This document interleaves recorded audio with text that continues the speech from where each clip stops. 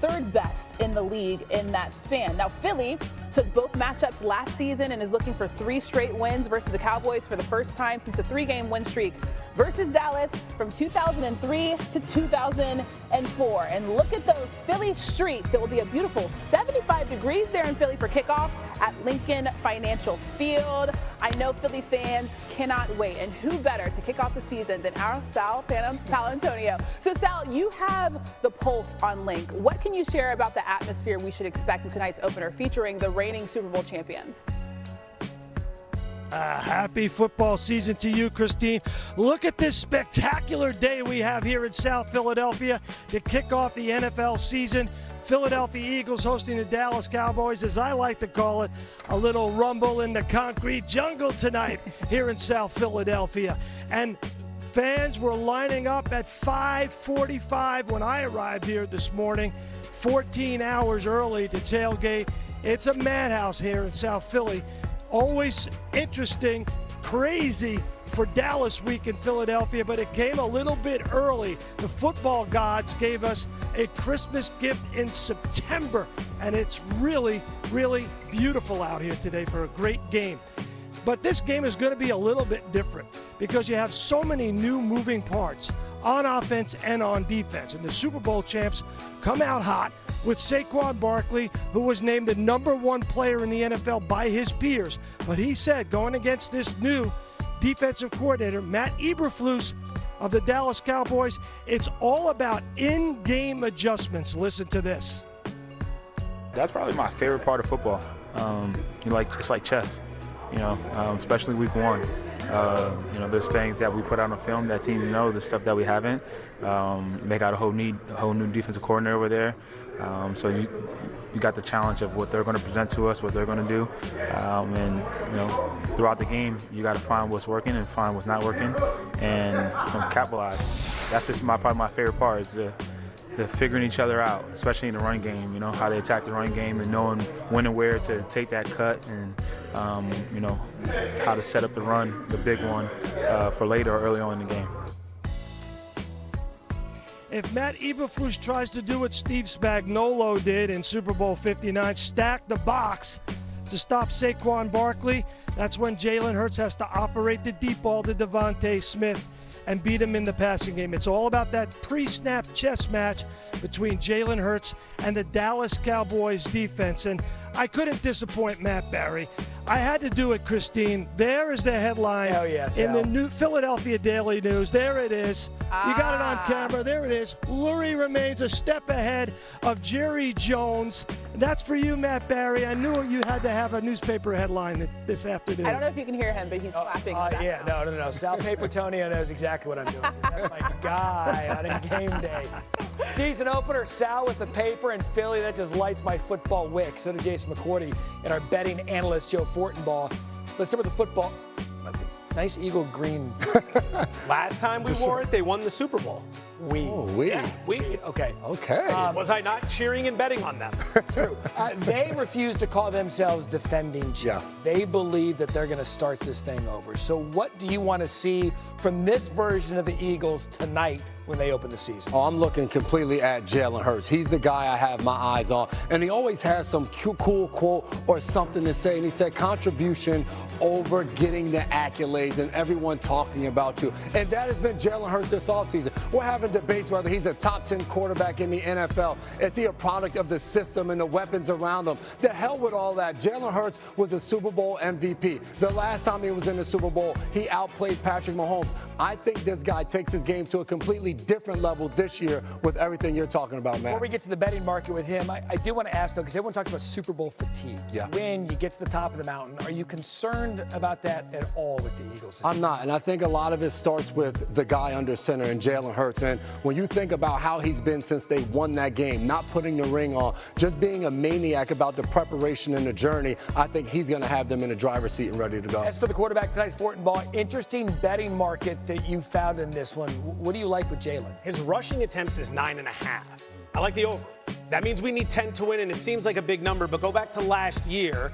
Hurts found himself running the ball at least 8 times in 13 of 15 regular season starts. He's got a really high floor, but we still need to get a couple more in there to put this over the top. Enter the defense, the Dallas Cowboys, one of the worst in the business. Nobody gave up more rushing yards to opposing quarterbacks last season. They gave up the 4th most rushing attempts last season. And remember, kneel downs count. Right. So if Philadelphia is winning this game late and they're kneeling it down, that's a rushing attempt. Tush push, which we might see. Yep. That's a rushing attempt as well, obviously. That just seems, we were talking before we came, it just seems like a lot for a quarterback. I mean, you need to hit 10 to win this thing. But it's something that he consistently is putting up at least 8, 9. He's in that wheelhouse. This actually opened 8.5 and got bet up. It was a popular bet amongst some of the guys in the know. It is. Look, tush push, we know it's one of their things.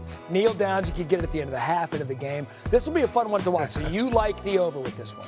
Yeah, absolutely. In terms of this bet, we're going over. And at least for his sake, Christine, Jalen Hurts, he won't be running away from Micah Parsons tonight. That's good news for him, right? Yeah, it is. Let's get to the Dallas side of things because Micah Parsons' 52.5 sacks since entering the NFL in 2021 are more than the combined total of the next 3 closest Cowboys players in that time frame. The top 3 players on that list are no longer in Dallas. Joining us now is our Cowboys reporter, Todd Archer. So, Todd, as Dallas gets ready to officially begin life without Micah, they have a huge test tonight for Brian Schottenheimer and new DC Matt Eberflus making their regular season debut. So what exactly is the plan to replace Parsons' production? Yeah, it won't be just one guy, right? Think of it as a pitching staff in baseball. Micah was the ace. Now the Cowboys, they feel what they have left is a bunch of number 2 and number 3 starters, and they can generate pass rush through their scheme and bringing extra attackers against the Eagles. But you have Dante Fowler, Sam Williams, who didn't play last year because of a torn ACL, and Marshawn Nealon, a second-round pick last year, and this year's second-round pick, Donovan Azaraku. And let me go to Azaraku here for a second. He grew up about 30 minutes from here, and Eagles fan, his entire family filled with Eagles fans. He said the second that he got drafted, you're no longer Eagles fans, you're Cowboys fans. Another interesting moment this week when we were talking to him in the locker room, he wears number 41. He was asked, hey, you going to take number 11? He's like, no, I'm not going to do that. So in some ways, he's looking to make his own name and his own number.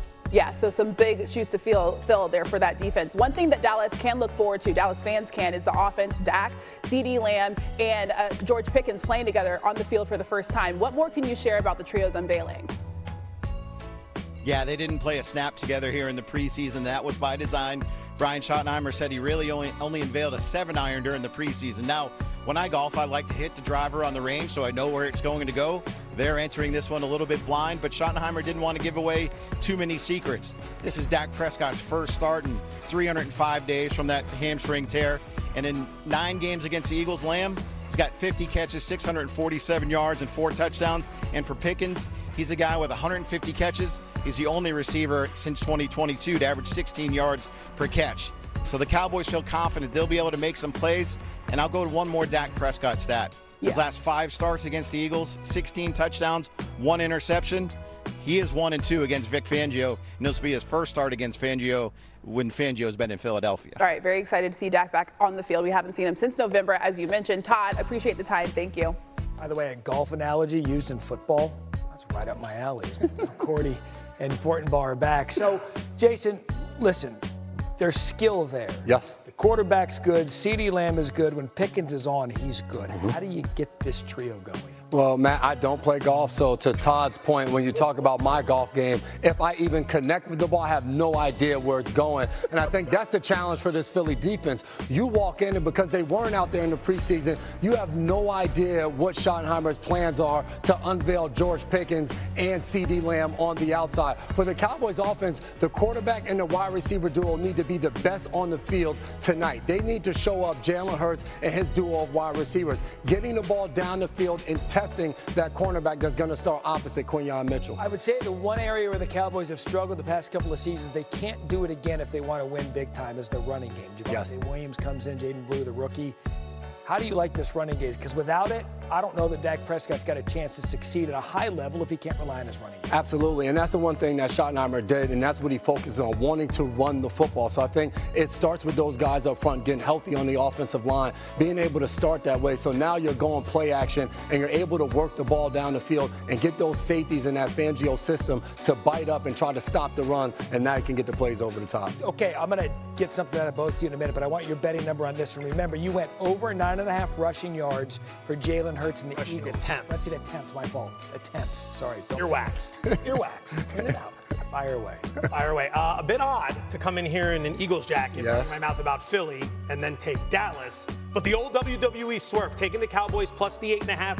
It's not about betting logos or players or coaches. We're betting numbers. The number's simply too big. It was 6.5 before the Parsons trade, goes through the key number of 7, up to 8.5 now. Was Parsons even going to play in this game? I think it's too much of an adjustment. I think the public is going to be all over Philadelphia. Couple key notes. Number 1 right here. Defensively, they might still be solid because they're deep, but that's a lot of key players headlined by Slay and Gardner Johnson. On top of that, you heard Todd Archer talking about Prescott's success against the Eagles. Prescott's only been an underdog of 7 or more points 5 times in his career. 5. Tonight will be 6. He's 4-1 against the spread in those spots. This is where he thrives. And he wins outright. Did you get that one or just against the spread? I'm sorry, we're out of time. That's the end of everything I have to say. I mean, the Cowboys get a lot of negative connotation because they fall short in the regular season. They traded Micah Parsons. They can go in there and win this thing tonight. They can. I think this is going to be a very close game. I think the Cowboys offense steps up and they make plays tonight. All right, so Fortenbaugh is going to go back to the Google machine to finish his prep. Music. Jason McCourty is back, and it's time for the season debut of Holding McCourty. A different chord. Yeah. You like it? I got to upgrade. I got the beats in the background. Like Doing all right. So what are 3 things that you're looking for in week 1? We're going to start out with the Green Bay Packers, and we're going to talk about Micah Parsons. Mike Tyson once was in a fight with a broken back, and he still was out there performing. Micah Parsons is going to do the same thing. Take a few hundreds, rub it on that. He'll be all right. Get him in a package. Get him out there. I'm excited to see how Jeff Hafley uses Micah Parsons. Does he take him off the ball, blitz him down the middle, and test that Lions' young offensive line right in the core, the center and the 2 guards? But Micah Parsons dealing with a back injury, I want to go to the quarterback swaps. We're going to talk about one team getting a new guy and another team getting the same guy. Justin Fields, Aaron Rodgers, they're looking at each other like, man, you with my ex and I'm with your ex. Well, we want to walk out of this building and one of these exes want to say, damn, I let one get away. Which quarterback is it going to be? I expect Justin Fields to run all over the field and then try to hurt the Steelers defense that way. For Aaron Rodgers, we didn't get to see him in the preseason, but the connection to him and DK Metcalf should be a beauty to see. On the last one, we wait till Sunday night to see MVP versus MVP. All eyes are on Josh Allen and Lamar Jackson. I'm focused on this Buffalo Bills defense. They have injuries in the secondary. Tre'Davious White not practicing just yet. Benford just coming back off of an injury. Can they stop the run with Milano and Bernard up front with Derrick Henry coming directly at them? The Bills defense, to me, is the biggest question mark stopping them to get to the Super Bowl, and it's a huge test with the Baltimore Ravens and Lamar Jackson rolling into town. Derrick Henry last season was tied with the Bills' James Cook for the league lead rushing touchdowns with 16. I like how everything always ties into relationships somehow. Let's get to tomorrow's game in Brazil. Chiefs Chargers. Casey, how let's walk through this morning. Patrick Mahomes spoke to the media. It's new on SportsCenter. I'm super excited for these guys to have the opportunity to go out there and accept the challenge. You know, Josh has had a great camp and he's had a great offseason. He had a great college career, and now he gets the next challenge of playing in the NFL, and I think he's ready for it. And so I think throughout the whole offensive line, they've taken it personal and want to showcase who they truly are. We got a lot of great players up there, and I think they're ready for the challenge. All right, so the Chiefs, they're chasing their 4th straight Super Bowl appearance. How much of that hinges on the rookie Josh Simmons' play? A ton of it hinges on him. I mean, you look at last year with Patrick Mahomes, he wasn't getting the ball down the field. It was his fewest yards per attempt in his entire career. And a lot of that had to do with the protection up front wasn't strong enough to give him the time to get the ball down the field. So enter Josh Simmons. That now allows everybody to play different positions. Kingsley Suamataia now moves into the guard position. And now for Patrick Mahomes, he can get back to the guy we know, Hollywood Brown, Xavier Worthy. Getting the ball deep down the field to those guys unleashes this offense.